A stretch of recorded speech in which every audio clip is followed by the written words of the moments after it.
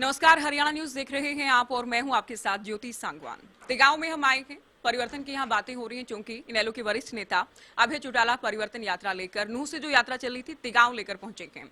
Lunch की table पर आप देख सकते हैं, खाना इस वक्त खा रहे हैं। इनसे हम जानेंगे यात्रा किस तरह से चल रही है, क्या रिस्पॉन्स लोगों का मिल रहा है और आगे क्या कुछ रणनीति है इसे लेकर। अभय जी, अब तक की बात करें, लोगों के बीच आप गए, नूह से आप चले थे, यात्रा तिगांव आई है, क्या कुछ रिस्पॉन्स अभी तक मिला? हमें खुद को ये उम्मीद नहीं थी कि लोग इस सरकार से इतनी बुरी तरह से खपा है। हमने शुरुआत करी सिंगार गांव से, जिस पे 2 बॉर्डर लगते हैं, उत्तर प्रदेश का और राजस्थान का। बड़ी आबादी है, 15,000 वोट का गांव है। वहां से जब शुरू किया था तो हजारों लोग थे। हजारों लोगों ने यात्रा की शुरुआत कराई। मेऊ के गांव में महिलाओं का घरों से बाहर निकलना और यात्रा का वेलकम करना, मान के चलो कि बहुत बड़ी बात नहीं, आप ये कह सकते हो कि बड़ा बदलाव आने वाला है कि मेवात की महिलाएं अगर बाहर निकल गई इस सरकार के खिलाफ, तो फिर इसको परिवर्तन को कोई रोक नहीं सकता, इस बदलाव को कोई रोक नहीं सकता। ये होगा हर हाल। किस तरह का परिवर्तन चाहते हैं अभय? राजनीतिक परिवर्तन आप मानते हैं? सत्ता परिवर्तन के लिए आप मैदान में हैं? परिवर्तन तो सत्ता का ही होना है। इसलिए होना है कि मौजूदा जो सरकार है उससे हर वर्ग के लोग दुखी हैं। कर्मचारी, व्यापारी, दुकानदार, उसके अलावा किसान, मजदूर, जो बच्चे एग्ज़ाम देने जाते हैं, जो बच्चे कोई आपका उसमें पेपर देने जाते हैं कोई नौकरी के लिए, वो भी परेशान है क्योंकि रोजाना पेपर लीक होते हैं। कहाँ से, सरसा से चल के कोई पलवल जाकर पेपर दे रहा है, आगे कहते हैं पेपर लीक हो गया, घर जाओ वापस। कितना मायूस होता होगा, कितना पैसा खर्च करता है, कहाँ से आएगा इतना पैसा। आज तो सरपंच भी दुखी है, जो चुने हुए प्रतिनिधि है वो भी सारे सड़कों के ऊपर है। मेवात जाओ, हकीकत पता वहाँ लगेगी। इंटीरियर में जाओ, गांव में जाओ, कहीं पूछो, इसी गांव में जाके पूछ लेना, कहीं पीने का पानी नहीं है कहीं पे भी। आपकी बातों से लग रहा है कि सारा ही हरियाणा परेशान है सरकार से। अच्छा, डेली का क्या रूटीन क्या रहता है यात्रा में? कितना किलोमीटर चलते हैं, किस वक्त शुरू करते हैं, कितने गांव रोजाना कवर किए जाते हैं? मैं सुबह 9 साढ़े 9 बजे शुरू कर देता हूँ और उसके बाद 20 किलोमीटर से ज़्यादा चलता हूँ। बीच में कहीं 2 किलोमीटर पे भी गांव है, कहीं 1.5 पे भी आ जाता है, कई गांव 3 किलोमीटर पे भी है। एवरेज जो है 9 से 10-11 गांव आ जाते हैं। कुछ गांव साइडों में होते हैं तो उनके गांव भी गांव के लोग जो सड़क के ऊपर आ जाते हैं। 150, 200 की संख्या में लोग पहुंचते हैं और मैं लोगों से भाषणबाजी नहीं करता, पूछता हूँ तुम्हारी क्या समस्या है, नोट भी करता हूँ। मेरे साथ लड़के हैं जो साथ के साथ नोट करते हैं कि किस किस गांव की क्या क्या समस्या है। 99% समस्याएं एक जैसी है। स्कूलों में टीचर नहीं है।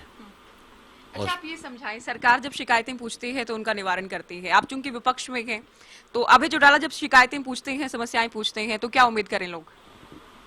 मैं जाकर के शिकायत पूछता हूँ तो मेरे से उम्मीद तो ये करते ना कि मैं उनकी शिकायत सरकार को जरूर करूँगा, जरूर बताऊँगा। लेकिन सरकार में बैठे लोग भी ऐसे हैं, खास करके हमारा जो स्पीकर है, ये तो जो जितनी भी शिकायतें हैं मेरे पास आज की तारीख में, जिस डिपार्टमेंट की, अलग अलग डिपार्टमेंटों को चिट्ठी लिख करके भेजूंगा। जैसे ही मेरी यात्रा को 1 महीना हो जाएगा, हर डिपार्टमेंट के पास बाकायदा तौर पे गांव के नाम के साथ चिट्ठी जाएगी कि उस गांव में ये दिक्कत है, इसको ठीक किया जाए।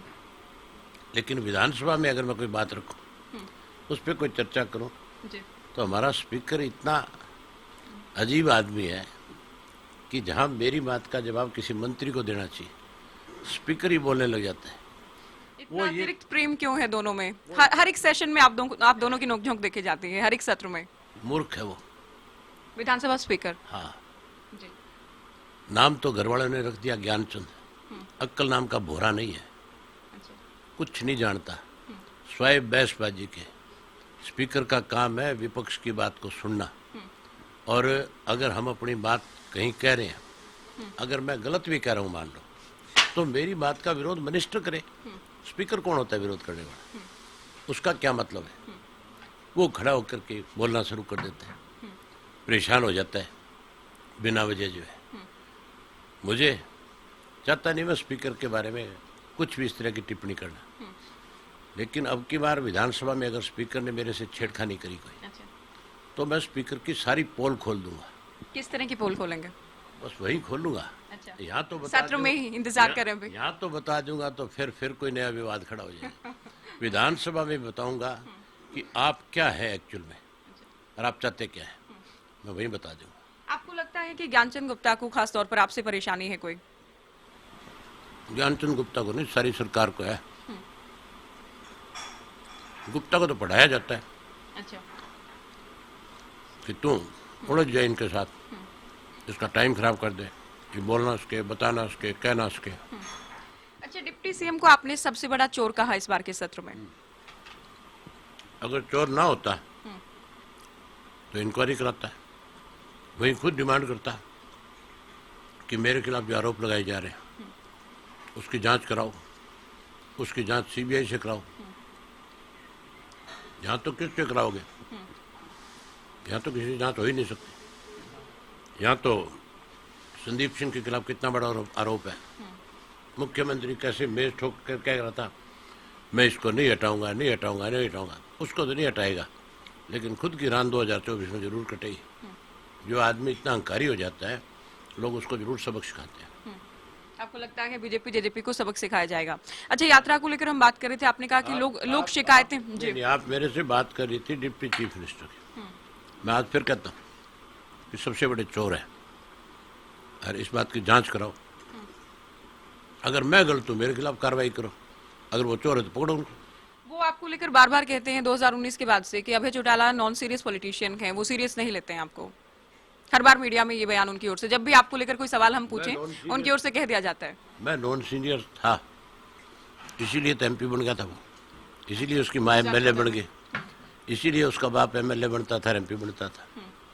मैं सीरियस होता तो इनका नंबर कहाँ पड़ा था? अच्छा, इनको कौन बड़ा होता है? आप ये मान रहे तब आप नॉन सीरियस थे, तभी आपने इन लोगों को फायदा पहुंचाया चुनावी तौर पर साथ रहते हुए?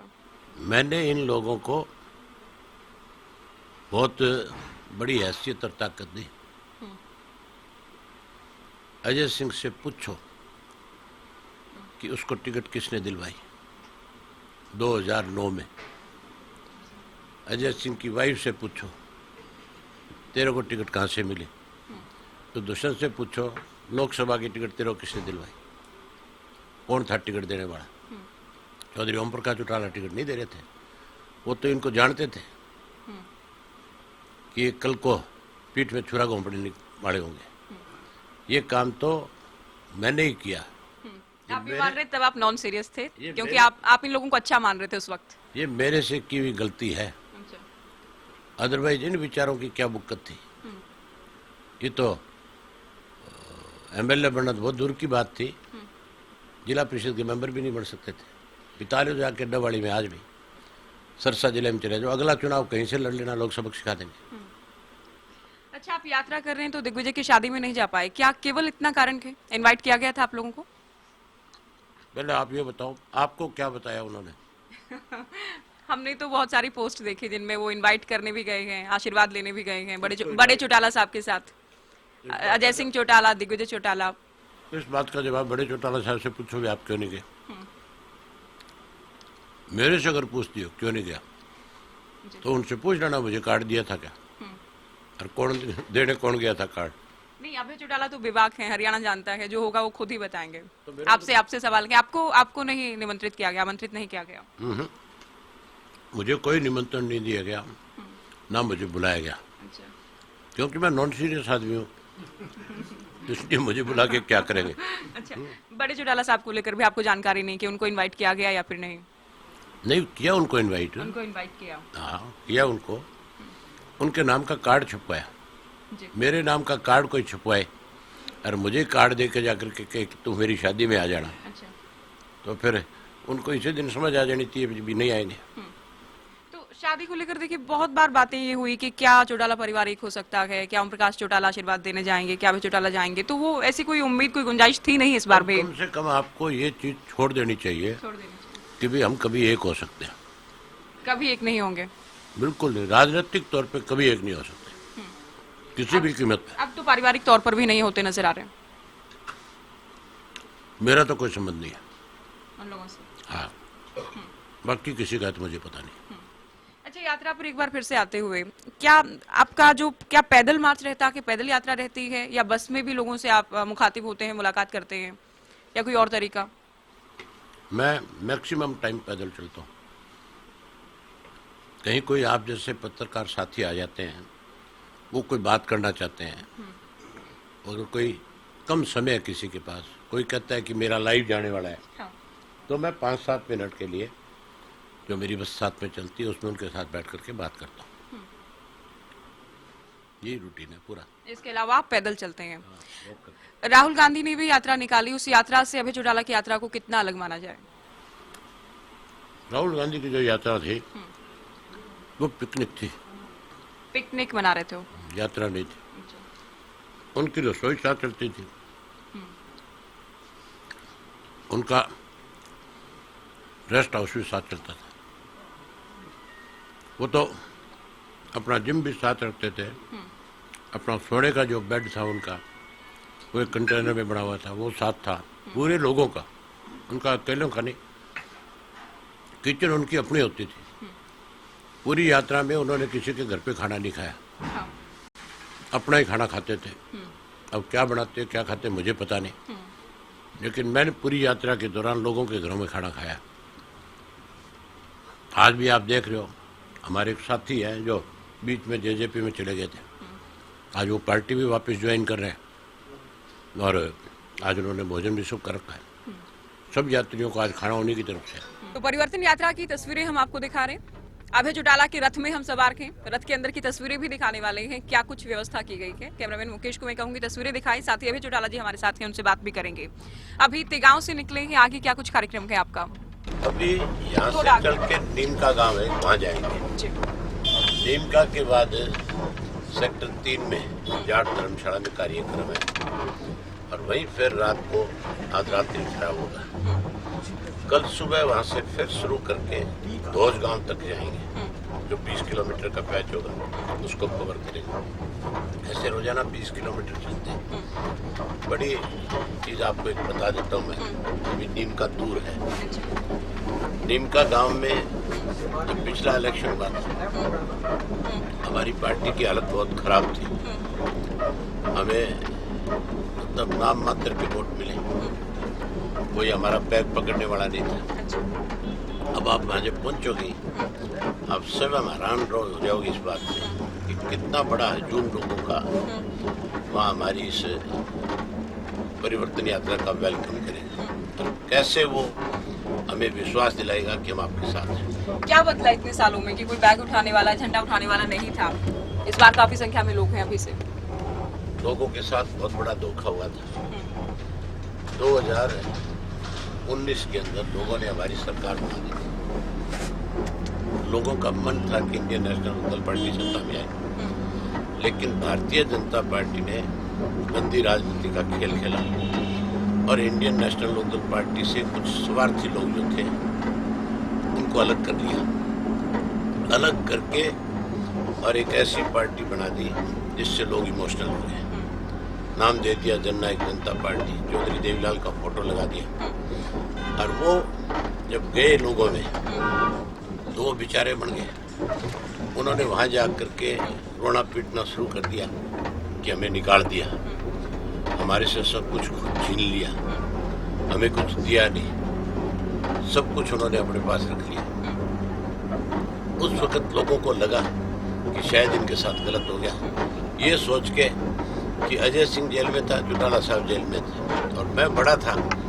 मेरी उन्होंने छवि पिछले 2-3 साल से इस तरह की बना रखी थी भी चाचा तो हमारे साथ बहुत सख्ती करते हैं, चाचा वर्करों के साथ भी ठीक रिलेशन नहीं रखते। इस तरह की छवि उन लोगों ने भी बढ़ाई जहाँ कांग्रेस और बीजेपी मेरे खिलाफ प्रचार कर रही थी। अभी जी आप मानते हैं कि छवि सुधारने की भी आपके सामने एक चुनौती है, क्योंकि जितना सच आप बोलते हैं आपके कार्यकर्ता मानते हैं, आपके विरोधी मानते हैं आप बहुत कड़वा बोलते हैं, तो क्या ये छवि एक बन गई है, उसको सुधारना या बदलना कोई चैलेंज है आपके लिए?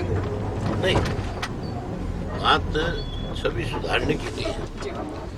बात जो झूठ था, आप मान के चलो, काठ की हांडी जो है वो एक बार चढ़ती है, बार बार नहीं चढ़ती। चौधरी ओम प्रकाश चौटाला, चौधरी देवीलाल जब सत्ता में होते थे, उन्हें बदनाम करने के लिए चौधरी ओम प्रकाश चौटाला को टारगेट कर देते थे। और जब चौधरी ओम प्रकाश चौटाला सत्ता में थे तो मुझे टारगेट कर दिया था कि ये तो हवाई जहाज में बैठा करके ले जाता है एमएलए को और पीटता है। ये सारी चीजें ठीक नहीं थी। यही काम इन मेरे भतीजों ने किया, यही फिर कांग्रेस और बीजेपी ने किया। अब वो सारी चीज क्लियर होगी, वो सारी पिक्चर। अब आम आदमी को पता लग गया कि अभय सिंह अपनी जगह पे बिल्कुल ठीक है, इसने कुछ भी गलत नहीं किया, जो कुछ हुआ इसके साथ गलत हुआ। और अब जो है आम मतदाता ये समझ गया कि तुम्हारा अगर सही देशी कोई है तो इंडियन नेशनल होगा। तो वो अब है, आप ये मान रहे हैं कि लोग अब ये समझते हैं कि आपके साथ गलत हुआ, इनेलो है, ठीक है। हाँ। अच्छा, रथ का रूप आपने दिया है बस को जी। कभी सीएम साहब की ओर से भी रथ यात्रा निकाली गई थी, हुड्डा साहब भी इलेक्शन में रथ यात्रा में नजर आए थे, पिछले दिनों बड़े चौटाला साहब की ओर से भी रथ यात्रा निकाली गई। तो ये क्या कॉन्सेप्ट है और लोगों से कैसे जुड़ पाते हैं कि सभी नेता इस तरीके को चुनते हैं? ये मैंने तो कोई अपने लिए नहीं बनवाया, मैंने चौटाला साहब के लिए बनवाया। चौटाला साहब को कैंपेन कोई भी करते हो या कहीं लंबा जाना हो तो आज उनकी उम्र के हिसाब से भी, उनके पैर की तकलीफ के हिसाब से दिक्कत आती है। अब मान लो मेरी एब्सेंट में जब ये कैंपेन करेंगे, इस परिवर्तन यात्रा की अगुवाई करेंगे, तो वो बारी बारी ना तो उतर सकते हैं, ना बारी बारी चढ़ सकते हैं, ना ज्यादा चलने में उनको दिक्कत आती है। तो और अब जब चलेंगे इसमें तो पैदल नहीं चल पाएंगे। वो तो कह रहे थे मैं व्हील चेयर में चल पाऊंगा, लेकिन व्हील चेयर में भी मान के चलो परेशानी बहुत ज्यादा होती है। तो इसलिए उनको कोई दिक्कत ना हो, मैंने उनके लिए ये बनवाया ताकि वो लोगों से बात करें तो आगे वाली सीट पे बैठ जाए, वहाँ से वो पूरा शीशा खुल जाता है, एक साइड में कितने लोग खड़े हो जाएं, आराम से बात कर सकते हैं। इसमें ऊपर जाने के लिए पीछे लिफ्ट है, अगर ज़्यादा बड़ी भीड़ है तो लिफ्ट से ऊपर चले जाएंगे और लिफ्ट से ऊपर जा करके ऊपर खड़े होकर के इसमें सारे स्पीकर, लाइटें सब कुछ लगा हुआ है, इससे बात कर सकते हैं। दिन में अगर उन्होंने आराम करना है तो ये बेड है उनके लिए, इसमें आराम से अपना लेट सकते हैं, आराम से सो सकते हैं। ये साथ में ये वॉशरूम है, प्रॉपर वॉशरूम है, इसको आप खोल के देखोगे तो पता चलेगा। इसको खोलो आप जाओ तो इस वॉशरूम में उनके लिए फैसिलिटी है, इसमें शावर भी लगा हुआ है। तो ये मैंने किचन भी साथ में ही है, साथ में इसकी किचन है, इधर आपके माइक्रोवेव है, फ्रिज है, टीवी है, सब चीजें लगी हुई है, आजकल वाईफाई है, सब चीजें कनेक्टेड हो जाती है। तो चलता फिरता एक घर है बड़े चौटाला साहब के लिए कि कोई दिक्कत परेशानी उनको ना हो। परेशानी अच्छा, आप सेशन है, आप सेशन में जाहिर जाएंगे तो उस दौरान क्या कुछ होगा यात्रा का? यात्रा उस दौरान जो है चौटाला साहब यात्रा में रहेंगे। कर्ण और अर्जुन मेरे दोनों लड़के जो हैं वो इस यात्रा में पैदल चलेंगे, चौटाला साहब इस रथ में बैठेंगे और जहाँ लोग खड़े होंगे वहाँ लोगों से बात चौटाला साहब करेंगे, मिलेंगे चौटाला साहब। चौटाला साहब को यहाँ बच्चा बच्चा जानता है, इतना प्यार चौटाला साहब को लोग करते हैं इस प्रदेश में शायद ही किसी व्यक्ति को करते होंगे। या तो चौधरी देवीलाल के नाम के दीवाने थे लोग, या चौटाला साहब से प्यार करते।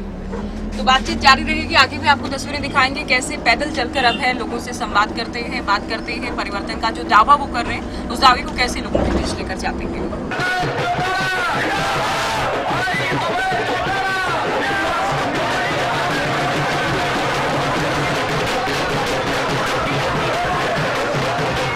फरीदाबाद की नीमका में हम हैं अभय चौटाला के साथ, लगातार परिवर्तन यात्रा हम आपको दिखाने का प्रयास कर रहे हैं। आप जनता के बीच जा रहे हैं सर, सबसे बड़ा मुद्दा अब तक क्या मिला आपको?